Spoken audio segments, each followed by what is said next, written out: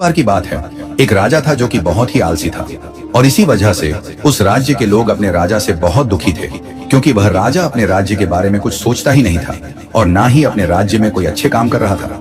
उस राजा के बस 3 ही काम थे, खाना, सोना और आराम करना। धीरे धीरे दरबार के सारे मंत्री भी राजा की इस आदत से परेशान हो गए थे।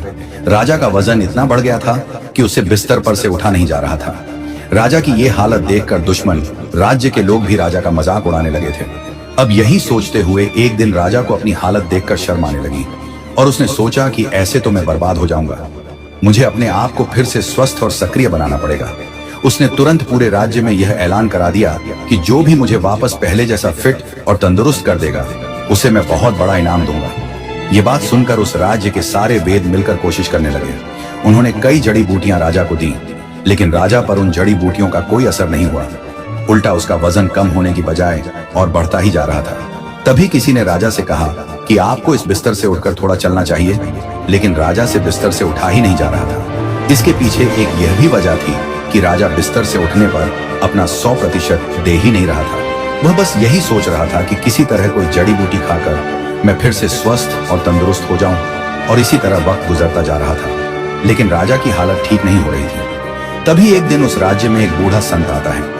जब उसे यह बात पता चली कि राजा का वजन कम करना है और वो भी जड़ी बूटी की मदद से, तो संत ने राजा के सैनिकों से कहा कि मेरे पास एक ऐसी जड़ी बूटी है जिससे राजा का वजन कम हो जाएगा। बस उन्हें खुद मेरे पास चलकर आना पड़ेगा, क्योंकि मैं राजाओं के दरबार में नहीं जाता हूँ, और यह जड़ी बूटी तभी काम करेंगी जब मैं अपने हाथों से राजा को खिलाऊंगा। अब सैनिकों ने यह बात राजा को बताई तो राजा खुश हो गया कि कोई तो आया जो दावे के साथ यह कह रहा है कि मेरा वजन कम कर सकता है। राजा ने कहा, जल्दी जाओ और उस बूढ़े संत को मेरे पास लेकर आओ। तभी सैनिकों ने कहा कि महाराज, वह संत राजाओं के दरबार में नहीं आते हैं, आपको खुद चलकर उनके पास जाना पड़ेगा। ये सुनते ही राजा भड़क गया और कहा कि यह क्या मजाक है, मैं तो उठ भी नहीं सकता हूँ, फिर मैं चलकर उनके पास कैसे जाऊंगा। तभी मंत्री ने किसी तरह से राजा को समझाया और कहा, महाराज, यह आपके लिए आखिरी मौका है, कोशिश तो करिए।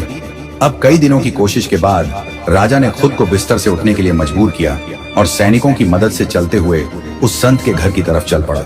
लेकिन उस संत के घर पर पहुंचने के बाद राजा को पता चलता है कि वो संत तो कहीं बाहर गया हुआ और राजा को वह जड़ी बूटी खाने के लिए कल आना पड़ेगा।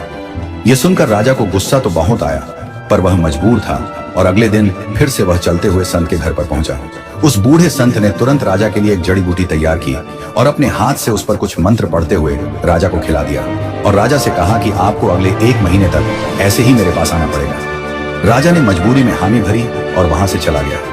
अभी सिलसिला पूरे 1 महीने तक चलता रहा और धीरे धीरे राजा ने यह महसूस किया कि उसका वजन अब कम होने लगा है, और उसने उस संत से पूछा कि इस जड़ी बूटी का नाम क्या है और यह कैसे बनती है। हमारे राज्य के जो वैद्य हैं उनको भी इसे बनाना सिखाइए।